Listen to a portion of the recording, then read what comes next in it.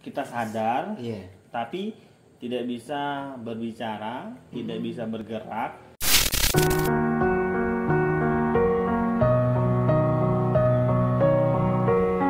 Assalamualaikum warahmatullahi wabarakatuh. Terima kasih banyak untuk kalian semuanya udah klik video ini dan menyaksikan video ini sampai habis tentunya.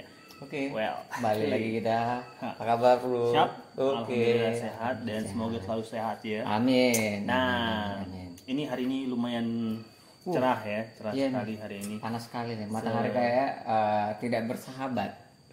Oh iya. Hari ini kayaknya. Matahari itu selalu bersahabat kepada manusia, bro. Oh, Jadi, berarti saya yang salah. Mungkin sayanya saja yang tidak bersahabat sama matahari. iya benar. Karena jauh kan, karena jauh. Jadi Susah untuk bersahabat.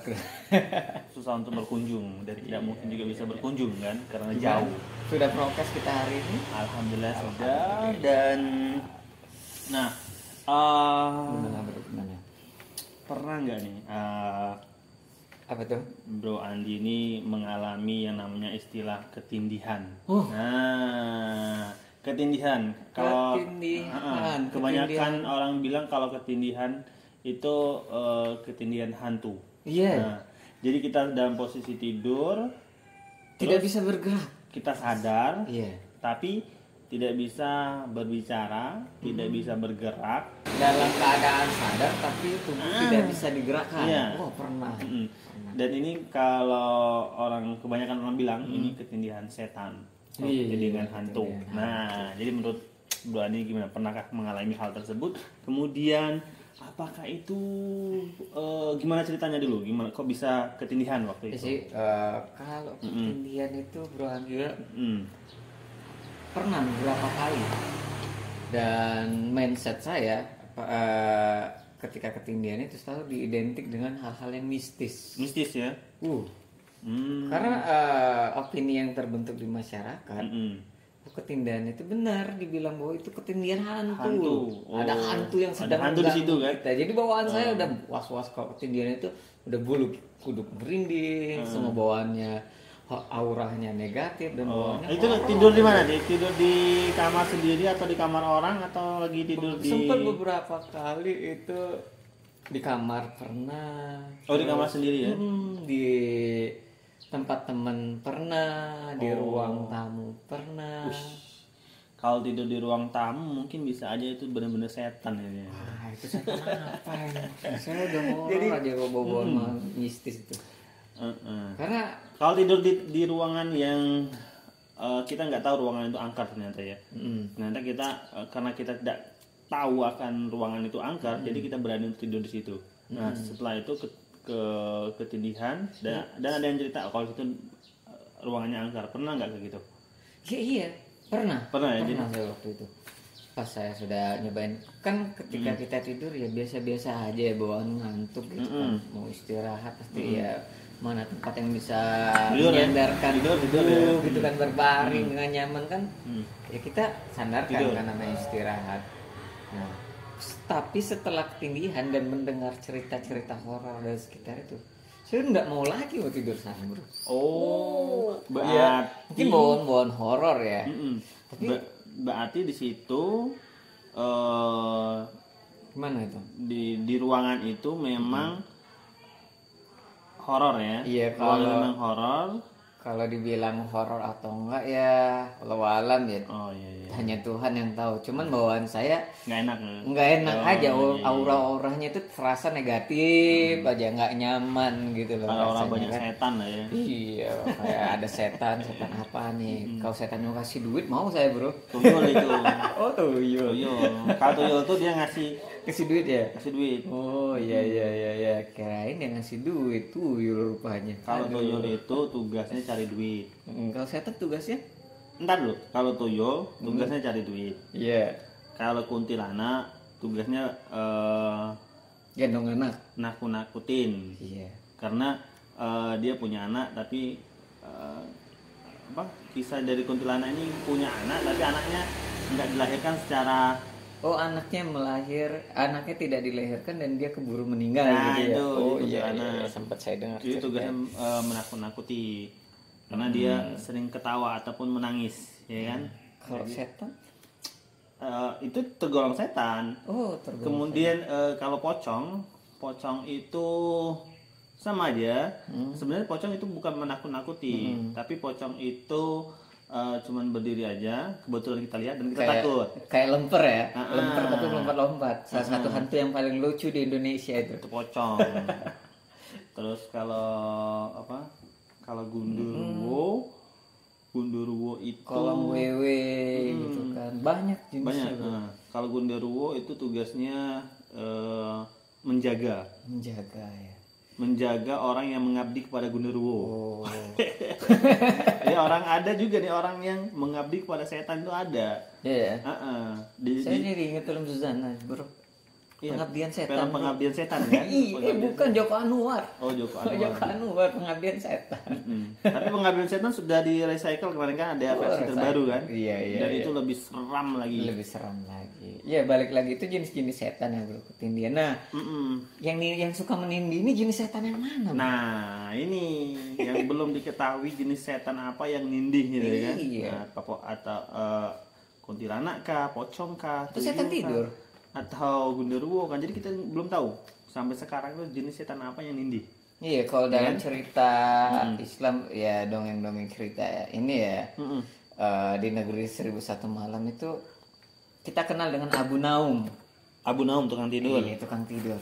Jangan-jangan ini kalau di golongan setan ini setan Naum. Oh, berarti setannya suka tidur. Iya. Oh, iya. Dan ada lagi cerita dari masyarakat itu kalau ketiduran ditindih setan, berarti setan itu suka sama orang yang lagi tidur tersebut. Mungkin ya. Saya suka setan. Jangan diikuti, bro. Nggak tahu lah. Aduh, horor juga ya. Horor kan? Kok jadi merinding, bro ya? Aduh. Sebenarnya jadi gimana nih, bro? Nih ya. Kalau saya pernah baca ya, itu setan lagi. Sebenarnya mau di dunia ini ada dua. Itu jin dan manusia. Iya. Kan itu ada firman ya kan jelas. Dijelaskan. Tidak diciptakan jin dan manusia kecuali untuk mengabdi kepada beribadah Tuhan, kepada Allah Subhanahu wa taala, kan gitu. Artinya apa? Di bumi ini cuma ada dua makhluk. Manusia dan jin. Kayak gitu. Nah, soalnya tidak diceritakan lagi, tidak dijelaskan lagi makhluk-makhluk yang lain di muka bumi ini. Ya kan? Kalau secara Islam sih kayak gitu kan. Mungkin ya, karena saya bukan kompeten di bidangnya ya. Tapi ada juga yang saya dengar ya, katanya banyak sih ada golongan jin, manusia, dan setan. Setan itu memang ada. Beda antara jin, setan, manusia. Berarti tambah satu lagi malaikat. Malaikat enggak di ini. Enggak, maksudnya makhluk-makhluk ciptaan Tuhan. Itu. Nah, tapi masalahnya kan kalau malaikat dia sudah pasti mengabdi ya. Iya, kalau malaikat kan tidak pernah berbuat salah, ya kan? Kalau setan ya tidak jelas punya dia nafsu, ya kan? Kayak gitu. Setan dia jelas yang membantah, yang menafikan bahwa manusia ini adalah salah satu makhluk yang dibilang Allah adalah makhluk yang sempurna ya. Iya. Sempurna atau apa? Makhluk yang sempurna. Makhluk yang sempurna. Makhluk yang sempurna. Kenapa dibilang makhluk sempurna? Karena manusia itu pernah punya wujud, kemudian punya nafsu, kemudian punya akal, dan manusia bisa berpikir dan bisa memilih mana baik mana buruk. Kalau gitu. Kalau saya dengar kata Ustaz bahwa setan menyangkal hal tersebut, membantah bahwa dia membantah kepada Tuhan yang pencipta bahwa manusia itu hanya terbuat dari tanah kan. Karena gini, dan dia lebih mulia dari api gitu, dia bilang. Kisahnya itulah dia membangkangnya itu. Sebenarnya secara logika simpelnya kayak gini. Sang pencipta itu bukan marah karena setan merasa lebih hebat atau lebih mulia daripada sempurna, tapi mulia, lebih mulia, atau manusia yang lebih mulia daripada setan. Sebenarnya bukan itu. Sebenarnya yang membuat sang pencipta marah itu dikarenakan makhluknya ini, setan ini, jin ini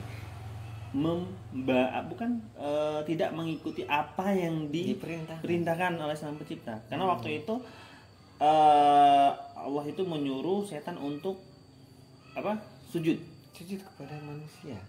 Sujud kepada Adam waktu itu kan. Tapi dia membangkang. Sedangkan yang lain, makhluk-makhluk yang lain seperti malaikat dan lain-lainnya itu sujud kan. Nah, seperti itu. Nah, karena hal tidak mau mengikuti itu, maka Sang Pencipta marah. Gitu. Bahasa awamnya ya. Perintah Allah. Nah, itu intinya tidak menjalankan perintah. Jadi sehebat apapun makhluk, ketika tidak mematuhi perintah Sang Pencipta, Sang Pencipta akan murka. Seperti itu. Back to topic nih bro, kayaknya bro. Jadi gimana ketindihan ini bro?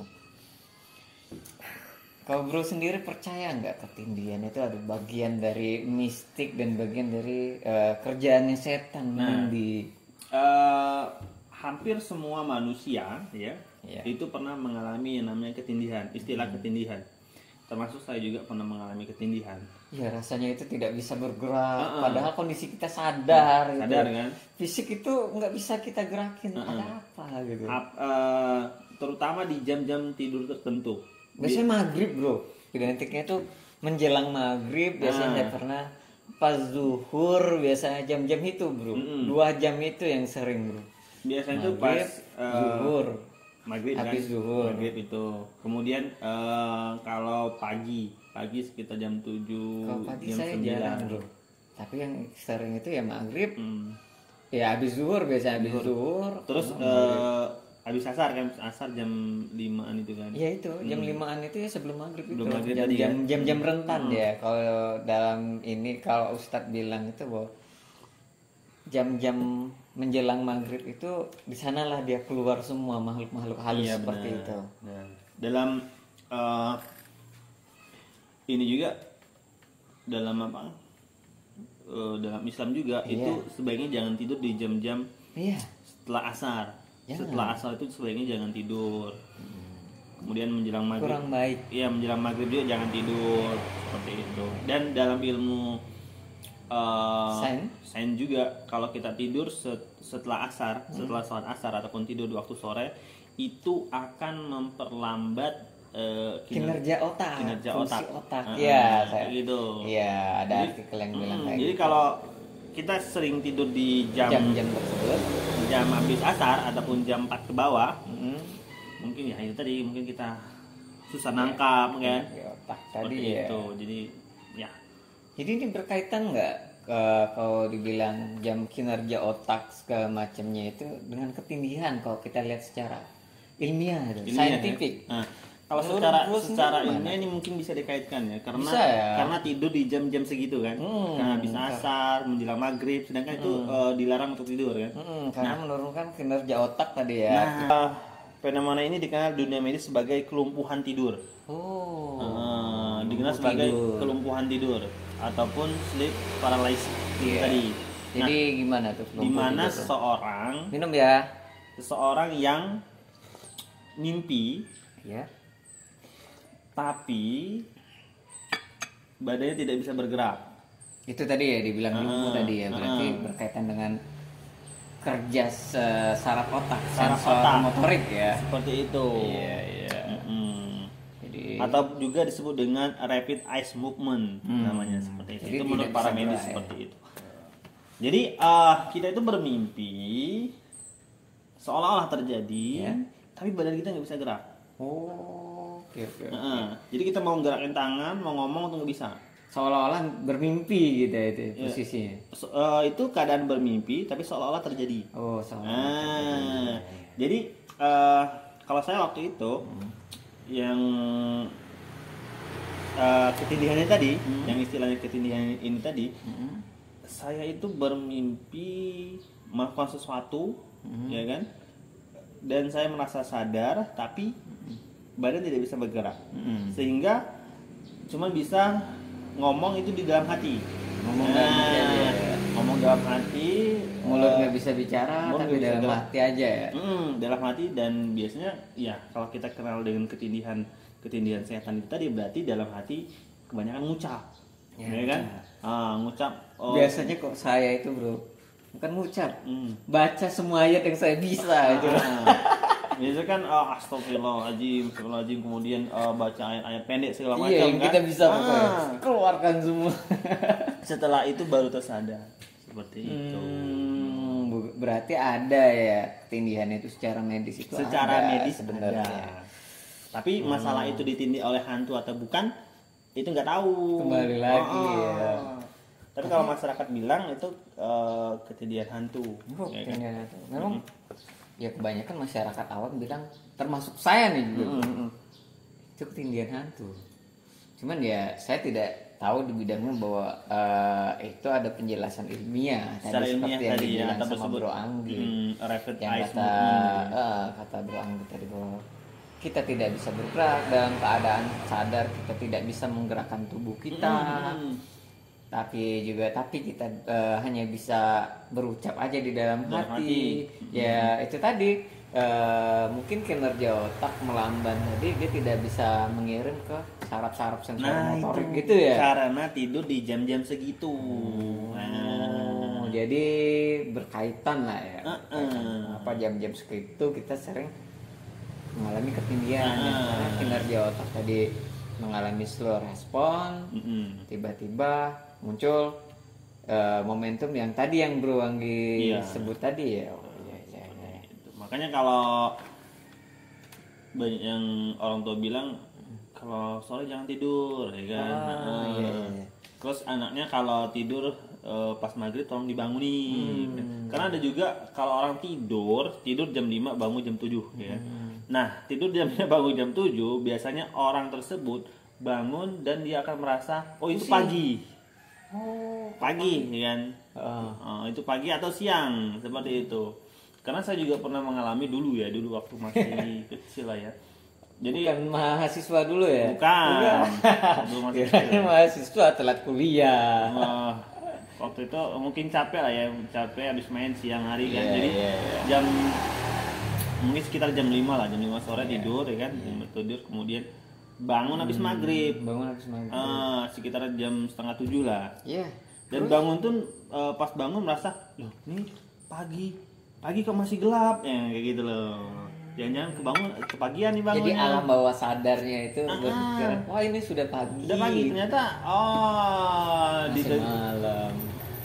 Ternyata masih malam, baru mau malam. Berarti ya, kena prank jam berarti ya. Oke. Gitu. Tapi kok saya sendiri beda tuh rasanya. Kalau tidur maghrib itu khususnya jam-jam 5 gitu kan menjelang mendekati maghrib ya, tiba-tiba bangun jam 7. Kondisi tubuh itu nggak enak. Nggak enak, pasti nggak itu nyaman. Ya mungkin tadi yang dibilang tadi bahwa ya kinerja otak yang tadi menurun sehingga mengirimkan sinyal-sinyal yang slow respon ke badan sehingga rasanya capek gitu. Beda kalau kita ini kan biasanya ada jam biologis tidur, biasa jam biologis tidur ya sekitar jam 8 atau enggak jam 1 kita tidur kan. Kalau jam di luar itu biasanya jam-jam yang luar biasa dari kondisi tubuh mengenali jam tidurnya. Gitu. Makanya mungkin ya hal tersebut ya bisa kita rasain, capek gitu. Tubuh mengenalin, ini terlalu sering tidur juga capek kan? Capek pasti kayak gitu. Nah, jadi istilah ketindihan itu beda-beda tipis antara ketiduran dan ketindihan ya, Bu. Istilah ketiduran itu bisa dijelaskan secara ilmiah. Itu pertama. Kemudian ada juga yang menjelaskan bahwasanya di masyarakat ya ketindihan itu adalah diganggu oleh setan. Sepertinya itu lagi kepercayaan masing-masing lah ya. Cuman boleh percaya boleh enggak ya kan. Tapi ya tujuannya baik pasti kan. Nggak boleh tidur di jam-jam yang sering ketindihan tadi. Memang ada alasan ilmiahnya. Seperti itu. Nah, itulah tadi penjelasan singkat ya dari. Berarti saya nggak perlu takut ya kalau ketindihan itu jangan takut. Berarti solusinya ya hindarilah tidur pada saat jam segitu habis asar, kemudian menjelang maghrib ya kan. Dan yang pas kalau sebelum tidur baca doa. Gitu, ya kan? Iya. Nah, itulah tadi sedikit perbincangan dari kita mengenai ketindihan. Mengenai ketindihan saya atau tercerahkan ini, Bro. Iya, pasti. Saya tercerahkan. Saya mendapatkan ilmu banyak dari hari ini, Bro. Terima kasih banyak. Dan itulah penjelasannya, semoga bermanfaat untuk kalian semuanya. Bagi kawan-kawan yang punya pendapat sendiri ya silakan berpendapat di kolom kita. Jangan lupa komen sebanyak-banyaknya biar kita juga bisa bertukar ilmu.